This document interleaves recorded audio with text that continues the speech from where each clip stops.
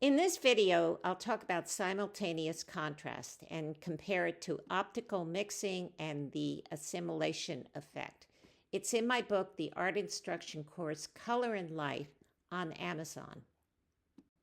In my last video, I talked about optical mixing, where we take very small dots and put them next to each other so they merge together into a new color. This yellow and blue looks like green. With the assimilation or Bezold effect, we need a fine network of lines like this box. This black box makes the blue background look darker than when there's a white box, even though the blue background is the same.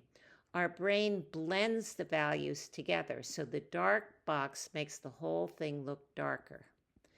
Now I'm going to talk about simultaneous contrast, which, unlike the Bezold effect, needs very large solid blocks of contrasting colors and values.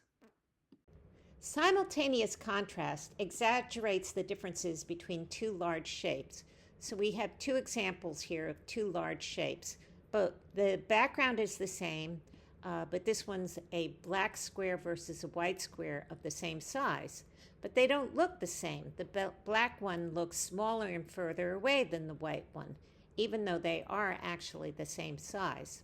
And this is relevant in a few cases. For example, if you wear a white shirt, you may look wider and larger than somebody in a black shirt, which has more of a slimming effect. A room painted in a light value will look more expansive and larger than the same room in a dark value. And in graphic design, a white font here on a black background looks bolder and thicker than a black font on a white background. Now in these two cases, the inner gray circles are the same, but now the background is black here and light here. And what we see is that this square looks bigger and closer than this square, even though they're the same size. So it means that you can never judge a color or value accurately in isolation. If you drew this object on your white canvas and then made the background black, it's going to look completely different. It's going to grow in size and look lighter. And this is relevant in a great number of places. For example, if you want a flame to look luminous, you don't change the flame, you darken the background. Or if you want a subject's jawline to look sharp and defined, you place a light value behind it because that darkens the edge of the subject. And if you have a mountain silhouetted against a bright sunset, it's going to look pitch black. And so to avoid that, you have to lighten the mountain ridge until it's nearly the same value as the sky.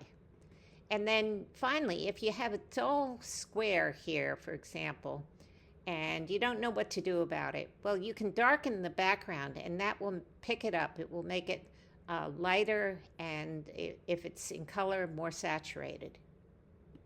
So to summarize these two situations, if you want an object to look larger and closer, you change the value of the object. So this t-shirt looks larger and closer than this t-shirt.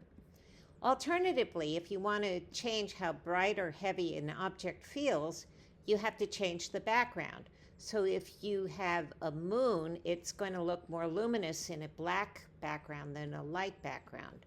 However, if you want to carve out a jawline, it's better to have a light background behind it because it darkens the edges of the silhouette.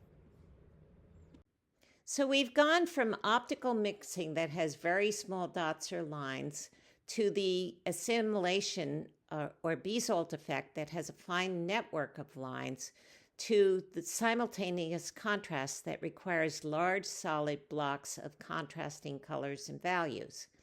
And the optical mixing merges these together into one color. The assimilation blends the values together, so a dark box makes the background look dark. And simultaneous contrast is the opposite. It exaggerates the differences between the background and the subject.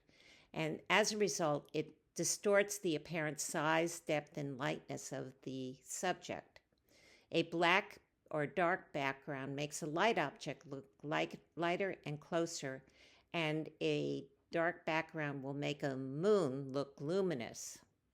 In my next video, I'll talk about the fourth way to change values and colors, and that's interchange or counterchange. This is all from my new AI-approved book, The Art Instruction Course Color and Light, with the link at the bottom of this video.